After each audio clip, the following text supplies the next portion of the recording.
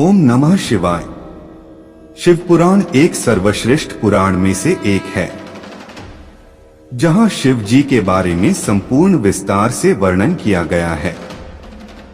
इसे सुनने से हमारे जीवन धन्य हो जाता है, सारे दुख दूर हो जाता है।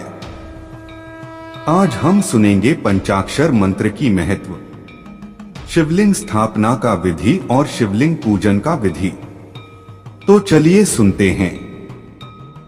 ब्रह्मा और विष्णु ने महादेव से पूछा, प्रभु, सृष्टि आदि 5 कृत्यों के लक्षण क्या हैं?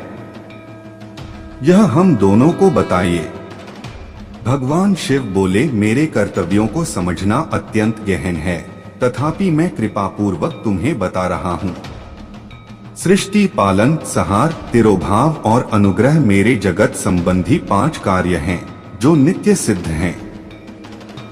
संसार की रचना का आरंभ सृष्टि कहलाता है।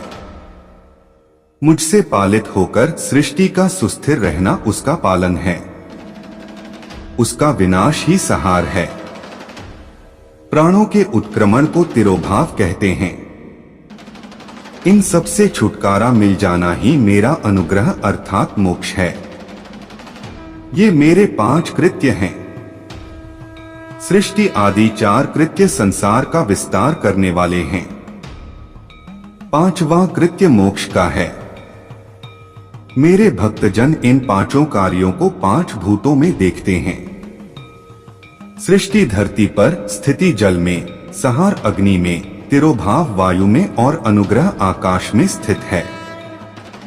पृथ्वी से सबकी सृष्टि होती है, जल से वृद्धि होती है, आग सबको जला देती है, वायु एक स्थान से दूसरे स्थान पर ले जाती है और आकाश सबको अनुग्रहित करता है। इन 5 कृत्यों का भार वहन करने के लिए ही मेरे 5 मुख हैं। 4 दिशाओं में 4 मुख और इनके बीच में 5वां मुख है। पुत्रों, तुम दोनों ने मुझे तपस्या से प्रसन्न कर सृष्टि और पालन 2 कार्य प्राप्त किए हैं।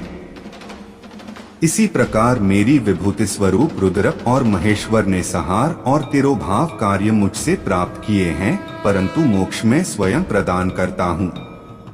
मैंने पूर्व काल में अपने स्वरूप भूत मंत्र का उपदेश किया है, जो ओंकार रूप में प्रसिद्ध है। यह मंगलकारी मंत्र है। सर्वप्रथम मेरे मुख से ओंकार प्रकट हुआ, जो मेरे स्वरूप का बोध कराता है। इसका स्मरण निरंतर करने से मेरा ही सदा स्मरण होता है। मेरे उत्तरवर्ती मुख से अकार का, पश्चिम मुख से उकार का, दक्षिण मुख से मकार का, पूर्ववर्ती मुख से बिंदु का तथा मध्यवर्ती मुख से नाद का प्रकटीकरण हुआ है। इस प्रकार इन 5 अवयवों से ओंकार का विस्तार हुआ है। इन 5 अवयवों के एकाकार होने पर प्रणव नामक अक्षर उत्पन्न हुआ। जगत में उत्पन्न सभी स्त्री पुरुष इस प्रणव मंत्र में व्याप्त हैं। यह मंत्र शिव शक्ति दोनों का बोधक है। इसी से पंचाक्षर मंत्र नमः शिवाय की उत्पत्ति हुई है। यह मेरे साकार रूप का बोधक है। इस पंचाक्षर मंत्र से मातृका वर्ण प्रकट हुए हैं, जो 5 भेद वाले हैं। इसी से शिरोमंत्र सहित त्रिपदा गायत्री का प्राकट्य हुआ है। इस गायत्री से संपूर्ण वेद प्रकट हुए और उन वेदों से करोड़ों मंत्र निकले हैं। उन मंत्रों से विभिन्न कार्यों की सिद्धि होती है। इस पंचाक्षर प्रणव मंत्र से सभी मनोरथ पूर्ण होते हैं। इस मंत्र से भोग और मोक्ष दोनों प्राप्त होते हैं। नंदिकेश्वर कहते हैं, जगदम्बा उमा गौरी पार्वती के साथ बैठे महादेव ने उत्तरवर्ती मुख बैठे ब्रह्मा और विष्णु को पर्दा करने वाले वस्त्र से आच्छादित कर उनके मस्तक पर अपना हाथ रखकर धीरे धीरे उच्चारण कर उन्हें उत्तम मंत्र का उपदेश दिया। 3 बार मंत्र का उच्चारण करके भगवान शिव ने उन्हें शिष्यों के रूप में दीक्षा दी। गुरुदक्षिणा के रूप में दोनों ने अपने आप को समर्पित करते हुए दोनों हाथ जोड़कर उनके समीप खड़े हो जगतगुरु भगवान शिव की इस प्रकार स्तुति करने लगे। ब्रह्मा विष्णु बोले, प्रभु आपके साकार और निराकार दो रूप हैं। आप तेज से प्रकाशित हैं, आप सबके स्वामी हैं, आप सर्वात्मा को नमस्कार है। आप प्रणव मंत्र के बताने वाले हैं तथा आप ही प्रणव लिंग वाले हैं। सृष्टि, पालन, संहार, तिरोभाव और अनुग्रह आदि आपके ही कार्य हैं। आपके 5 मुख हैं, आप ही परमेश्वर हैं, आप सबकी आत्मा हैं, ब्रह्मा हैं। आपके गुण और शक्तियां अनंत हैं। हम आपको नमस्कार करते हैं। इन पंक्तियों से स्तुति करते हुए गुरु महेश्वर को प्रसन्न कर ब्रह्मा और विष्णु ने उनके चरणों में प्रणाम किया। महेश्वर बोले, आर्द्रा नक्षत्र में चतुर्दशी को यदि इस प्रणव मंत्र का जप किया जाए तो यह अक्षय फल देने वाला है। सूर्य की संक्रांति में महा आर्द्रा नक्षत्र में एक बार किया प्रणव जप करोड़ों गुना जप का फल देता है। मृगशिरा नक्षत्र का अंतिम भाग तथा पुनर्वसु का शुरू का भाग पूजा, होम और तर्पण के लिए सदा आर्द्रा के समान ही है। मेरे लिंग का दर्शन प्रातः काल अर्थात मध्याह्न से पूर्व काल में करना चाहिए। मेरे दर्शन पूजन के लिए चतुर्दशी तिथि उत्तम है। पूजा करने वालों के लिए मेरी मूर्ति और लिंग दोनों समान हैं। फिर भी मूर्ति की अपेक्षा लिंग का स्थान ऊंचा है, इसलिए मनुष्यों को शिवलिंग का ही पूजन करना चाहिए। लिंग का मंत्र से और मूर्ति का पंचाक्षर मंत्र से पूजन करना चाहिए। शिवलिंग की स्वयं स्थापना करके या दूसरों से स्थापना करवाकर उत्तम द्रव्यों से पूजा करने से मेरा पद सुलभ होता है। इस प्रकार दोनों शिष्यों को उपदेश देकर भगवान शिव अंतर्धान हो गए। फिर ऋषियों ने पूछा, सूत जी, शिवलिंग की स्थापना कैसे करनी चाहिए तथा उसकी पूजा कैसे, किस काल में तथा किस द्रव्य द्वारा करनी चाहिए? सूत जी ने कहा, महर्षियों, मैं तुम लोगों के लिए इस विषय का वर्णन करता हूँ, इसे ध्यान से सुनो और समझो। अनुकूल एवं शुभ समय में किसी पवित्र तीर्थ में, नदी के तट पर, ऐसी जगह पर शिवलिंग की स्थापना करनी चाहिए जहां रोज पूजन कर सके। पार्थिव द्रव्य से, जलमय द्रव्य से अथवा तेजस द्रव्य से पूजन करने से उपासक को पूजन का पूरा फल प्राप्त होता है। शुभ लक्षणों में पूजा करने पर यह तुरंत फल देने वाला है। चल प्रतिष्ठा के लिए छोटा शिवलिंग श्रेष्ठ माना जाता है। अचल प्रतिष्ठा हेतु बड़ा शिवलिंग अच्छा रहता है। शिवलिंग की पीठ सहित स्थापना करनी चाहिए। शिवलिंग की पीठ गोल, चौकोर, त्रिकोण अथवा खाट के पाए की भांति ऊपर नीचे मोटा और बीच में पतला होना चाहिए। ऐसा लिंग पीठ महान फल देने वाला होता है। पहले मिट्टी अथवा लोहे से शिवलिंग का निर्माण करना चाहिए। जिस द्रव्य से लिंग का निर्माण हो उसी से उसका पीठ बनाना चाहिए। यही अचल प्रतिष्ठा वाले शिवलिंग की विशेषता है। चल प्रतिष्ठा वाले शिवलिंग में लिंग व प्रतिष्ठा एक ही तत्व से बनानी चाहिए। लिंग की लंबाई स्थापना करने वाले मनुष्य के 12 अंगुल के बराबर होनी चाहिए।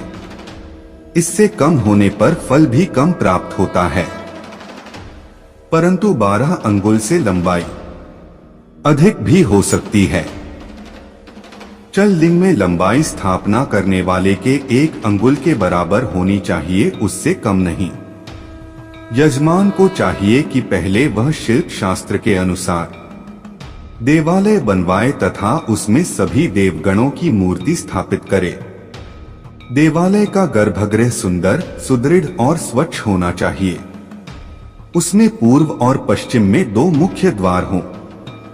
जहां शिवलिंग की स्थापना करनी हो उस स्थान के गर्भ में नीलम, लाल, वैदूर्य, श्याम, मरकत, मोती, मूंगा, गोमेद और हीरा इन 9 रत्नों को वैदिक मंत्रों के साथ छोड़े। 5 वैदिक मंत्रों द्वारा 5 स्थानों से पूजन करके अग्नि में आहुति दें और परिवार सहित मेरी पूजा करके आचार्य को धन से तथा भाई बंधुओं को मनचाही वस्तु से संतुष्ट करें। याचकों को सुवर्ण, गृह एवं भूसंपत्ति तथा गाय आदि प्रदान करें। स्थावर जंगम सभी जीवों को यत्न पूर्वक संतुष्ट कर एक गड्ढे में सुवर्ण तथा 9 प्रकार के रत्न भरकर वैदिक मंत्रों का उच्चारण करके परम कल्याणकारी महादेव जी का ध्यान करें। तत्पश्चात नाद घोष से युक्त महामंत्र ओंकार का उच्चारण करके गड्ढे में पीठ युक्त शिवलिंग की स्थापना करें। वहां परम सुंदर मूर्ति की भी स्थापना करनी चाहिए तथा भूमि संस्कार की विधि जिस प्रकार शिवलिंग के लिए की गई है उसी प्रकार मूर्ति की प्रतिष्ठा भी करनी चाहिए। मूर्ति की स्थापना अर्थात प्रतिष्ठा पंचाक्षर मंत्र से करनी चाहिए। मूर्ति को बाहर से भी लिया जा सकता है परंतु वह साधु पुरुषों द्वारा पूजित हो। इस प्रकार शिवलिंग व मूर्ति द्वारा की गई महादेव जी की पूजा शिवपद प्रदान करने वाली है। स्थावर और जंगम से लिंग भी 2 तरह का हो गया है। वृक्ष लता आदि को स्थावर लिंग कहते हैं और कृमि कीट आदि को जंगम लिंग। स्थावर लिंग को सींचना चाहिए तथा जंगम लिंग को आहार एवं जल देकर तृप्त करना चाहिए। यूं चराचर जीवों को भगवान शंकर का प्रतीक मानकर उनका पूजन करना चाहिए। इस तरह महालिंग की स्थापना करके विविध उपचारों द्वारा उसका रोज पूजन करें तथा देवालय के पास ध्वजारोहण करें। शिवलिंग साक्षात शिव का पद प्रदान करने वाला है। आवाहन, आसन, अर्घ्य, पाद्य, पाद्यांग, आचमन, स्नान, वस्त्र, यज्ञोपवीत, गंध, पुष्प, धूप, दीप, नैवेद्य, तांबूल, समर्पण, नीराजन, नमस्कार और विसर्जन ये 16 उपचार हैं। इनके द्वारा पूजन करें।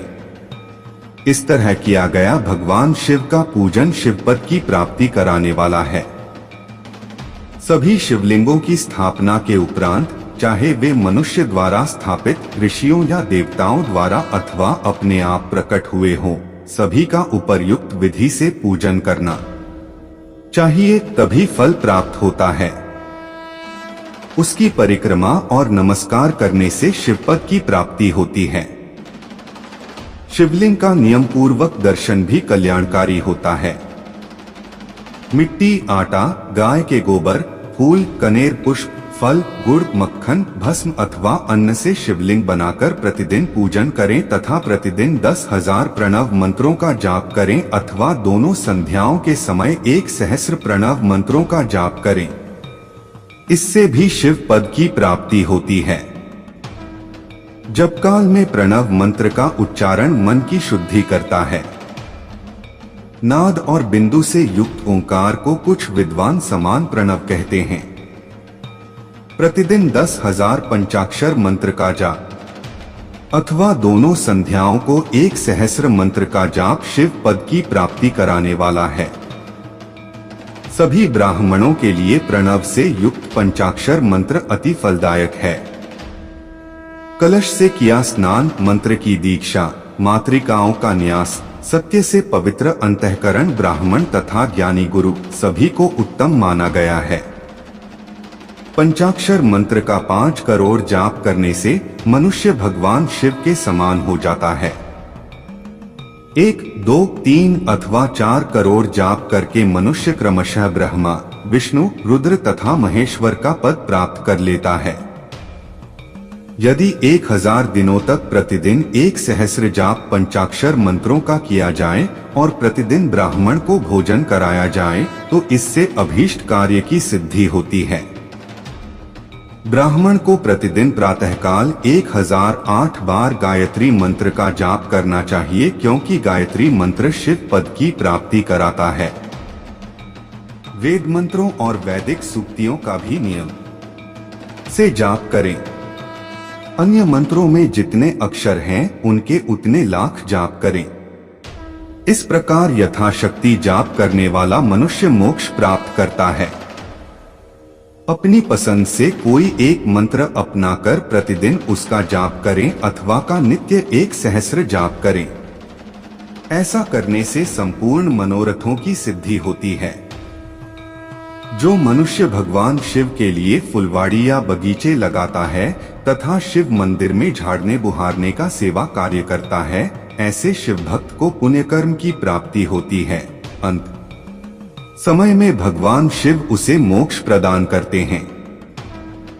काशी में निवास करने से भी योग और मोक्ष की प्राप्ति होती है। इसलिए आमरण भगवान शिव के क्षेत्र में निवास करना चाहिए। उस क्षेत्र में स्थित बावड़ी, तालाब, कुआं और पोखर को शिवलिंग समझकर वहां स्नान, दान और जाप करके मनुष्य भगवान शिव को प्राप्त कर लेता है।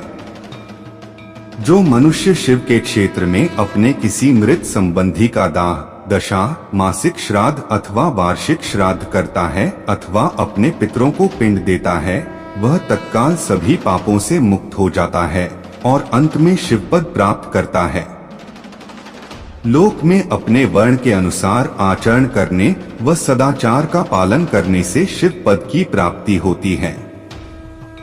निष्काम भाव से किया गया कार्य अभीष्ट फल देने वाला एवं शिव पद प्रदान करने वाला होता है।